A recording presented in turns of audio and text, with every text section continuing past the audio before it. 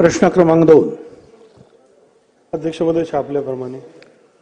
अध्यक्ष महोदय, या क्षणाला या कांद्याचे भाव पडलेत म्हणून लासलगावमध्ये काही शेतकरी पाण्याच्या टाकीवरून चढले आहेत आत्महत्या करण्यासाठी. पोलीस तिथले ऑफिसर्स त्यांना समजवण्याचा प्रयत्न करतात.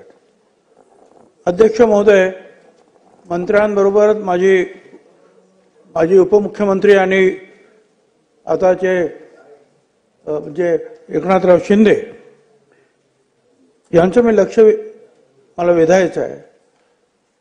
या देशातील कांद्याच्या उत्पादनापैकी 60% कांदा या राज्यात आणि या राज्यातील जो कांदा उत्पादन होतो त्यातला 60% कांदा हा नाशिक जिल्ह्यातला आहे. अध्यक्ष महोदय, आज एकदम भाव पडलेले आहेत. झालंय काय की खर्च वाढलेला आहे अध्यक्ष महोदय, आणि या खर्चामुळे जे आहे आज प्रति क्विंटल 1500 रुपये खर्च येतो आहे प्रति क्विंटल.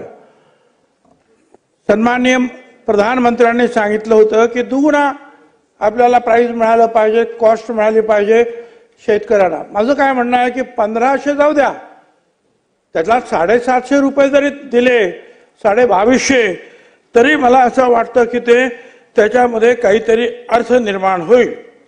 परंतु आज झालंय काय, बांगलादेशामध्ये कांदा निर्यात होत होता, त्याने 10% आयात कर लावलं, यांनी 20% निर्यात कर.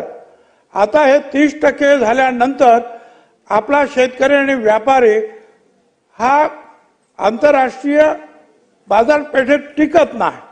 त्यामुळे तिथले जे आहे जे व्यापारी खरेदी आंतरराष्ट्रीय जे व्यापारी आहेत खरेदी करणारे ते सुद्धा जे आहेत आपल्यापासून तुटतात आणि पाकिस्तान, इराण वगैरे इतर ठिकाणी जातात. माझं आपल्याला सांगणं आहे एकनाथराव शिंदे आणि मंत्री महोदय दोघांना, आपण त्वरित जे आहे भारत सरकारला सांगितलं पाहिजे की तुमचं 20% निदान जो काही निर्यात मूल्य आहे ते ताबडतोब हटवण्याची गरज आहे आणि ते होऊ शकतंय. फक्त तुम्ही जाऊन त्यांना ते सांगितलं पाहिजे. अध्यक्ष महोदय, याच्यात काय करता येईल आपल्याला? अध्यक्ष महोदय, याच्यामध्ये आपल्याला एक करता येईल की हा नेहमी जो आहे उत्पन्न होणारा हा जो प्रश्न जो आहे त्याच्यामध्ये जर आपण कांद्याचा खर्च 1500 रुपये, 50% नफा, 2250 रुपये आधारभूत किंमत ठेवावी असं राज्य सरकार आपल्या भारत सरकारला सांगेल काय. दुसरं असं आहे की 3000 रुपये भावापर्यंत कुठलाही निर्बंध लावू नये. 3000 ते जर 4000 झाले तर मग MEP लागू करावी आणि 4 ते 5000 रुपये भाव गेल्यास मग एक्सपोर्ट ड्युटी तुम्ही लागू करा. 6000 रुपयाच्या वरती गेलं तर निर्यात बंदी करा. परंतु आता आज शेतकऱ्यांना खर्च सुद्धा मिळत नाही आहे. अध्यक्ष महोदय, राज्य सरकार या बाबतीमध्ये केंद्र सरकारकडे त्वरित जाऊन हा कायमचा एक फॉर्म्युला आपण त्यांच्याकडून मान्य करून घेणार काय.